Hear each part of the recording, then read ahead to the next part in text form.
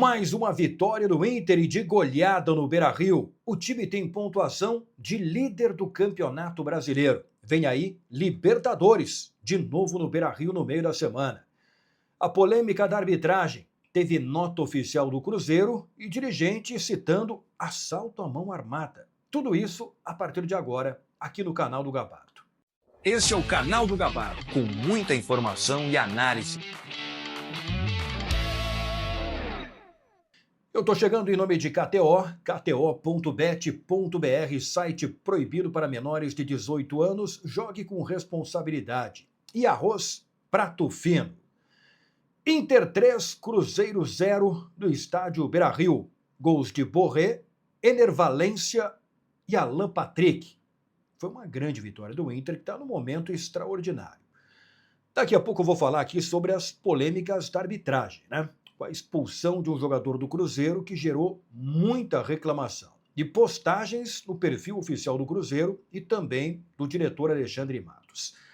Mas a vitória do Inter coloca o time na liderança do Campeonato Brasileiro.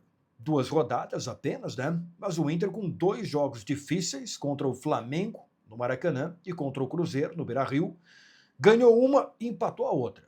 4 pontos e tem, neste momento, a mesma pontuação do Corinthians, do Ceará, do Fortaleza, do Botafogo e do Flamengo. No saldo, o Inter é líder ao lado do Corinthians. O mesmo número de gols marcados, 4, e o mesmo número de gols sofridos, 1. Na verdade, um gol sofrido, né? Saldo 3.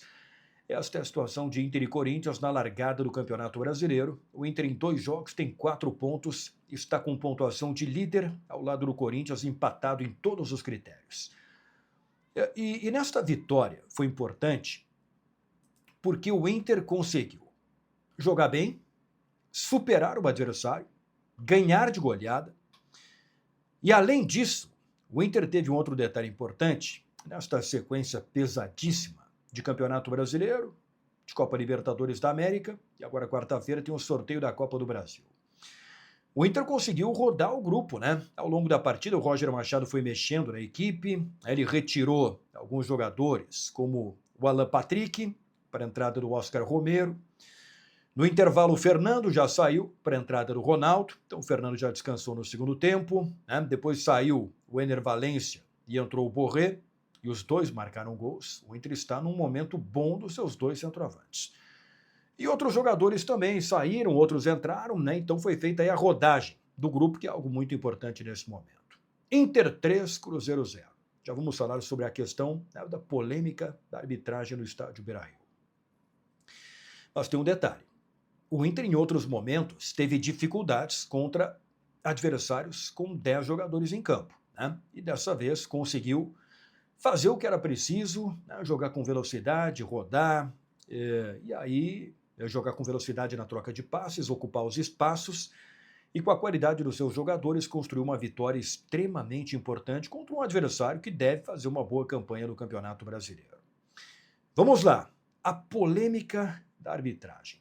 A expulsão do Jonathan Jesus aos 20 minutos do primeiro tempo. Eu acho que teve um erro ali, né? Só lembrando que a arbitragem, hoje no estádio Beira-Rio, foi do Marcelo de Lima Henrique e teve, né, como assistentes o Nailton Júnior de Souza Oliveira, o Renan Aguiar da Costa e o Luciano da Silva Miranda Filho como quarto árbitro. E quem estava no VAR era a Daiane Muniz. Parece que, muito claro, né, que tem um erro da equipe de arbitragem nesta expulsão do jogador do Cruzeiro. Eu até estava lendo o que escreveu e disse na transmissão da Rádio Gaúcha o Jory Vasconcelos, que é o analista de arbitragem, e ele coloca uma coisa para mim que é muito clara, né? O zagueiro do Cruzeiro, ele não tinha que ter sido expulso, o Jonathan Jesus. Ele não tocou no Wesley, do atacante do Inter. Se tem alguém, né, que poderia ter sido expulso, era o lateral esquerdo.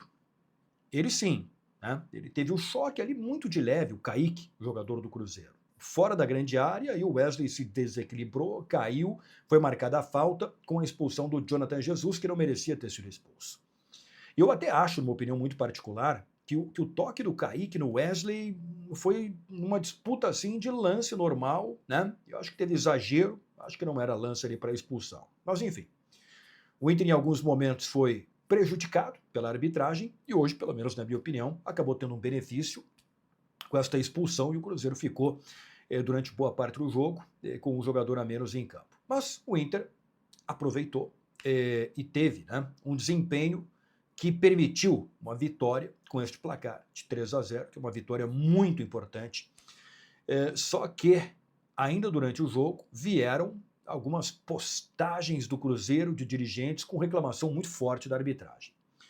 O CEO do Cruzeiro, o Alexandre Matos, a gente vai colocar a imagem aí, ele colocou a seguinte mensagem e tá aí, ó, assalto à mão armada, PQP, com essa imagem aí, relatando, na visão dele, um prejuízo enorme que teve o Cruzeiro ao longo da partida, ali no começo do jogo.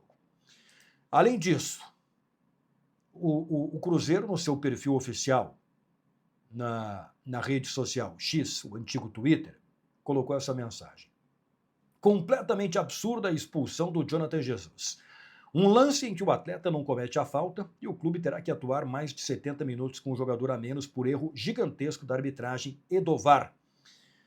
Tá aí o que foi colocado pelo perfil oficial do Cruzeiro em uma rede social. Tá aí a reclamação. Acho que a CBF faria bem, né?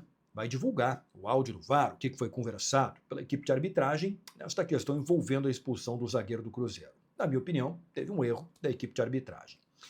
Bom, o Inter ganhou, como eu disse, é líder do Campeonato Brasileiro, tem pontuação de líder, né, empatado com o Corinthians em todos os critérios. Conseguiu rodar o grupo, descansar alguns titulares do segundo tempo, porque vem aí Copa Libertadores da América. E aí o Inter na quinta-feira pode também ser líder do grupo na Copa Libertadores da América. Que jogo tem no Beira-Rio? Quinta-feira, 19h, Inter e Atlético Nacional de Medellín. Na primeira rodada, o Atlético Nacional ganhou do Nacional do Uruguai por 3-0. O jogo foi disputado lá na Colômbia, enquanto o Inter e o Bahia empataram no estádio da Fonte Nova, em Salvador. Nesta quarta-feira tem Nacional e Bahia, no Parque Central, em Montevidéu. E na quinta, o Inter contra o Atlético Nacional. Se o Inter ganhar, eu acho que é difícil o Bahia ganhar lá no Uruguai, né? Mas se o Inter ganhar, o Atlético Nacional pode ser líder isolado do grupo na Copa Libertadores da América. E aí, na terceira rodada, vai ter o jogo contra o Nacional de Montevidéu, que será também no estádio Beira-Rio. E aí o Inter pode encaminhar muito bem a sua classificação na Libertadores. No Campeonato Brasileiro, na terceira rodada, o Inter vai jogar domingo, 20h, na Arena Castelão, contra o Fortaleza. Jogo difícil para tentar se manter na liderança do Campeonato Brasileiro. Um grande momento para o Inter, com seus melhores jogadores, Alan Patrick, Borré, Valência, Fernando, todos jogando muito bem, né? E o time, depois do Campeonato Gaúcho, mantendo, né, o bom rendimento e os bons resultados. Valeu, pessoal. Fique ligado aqui no canal do Gabardo, que eu vou atualizando tudo, sempre em nome de KTO e Arroz Prato Fino. Uma boa noite, boa semana.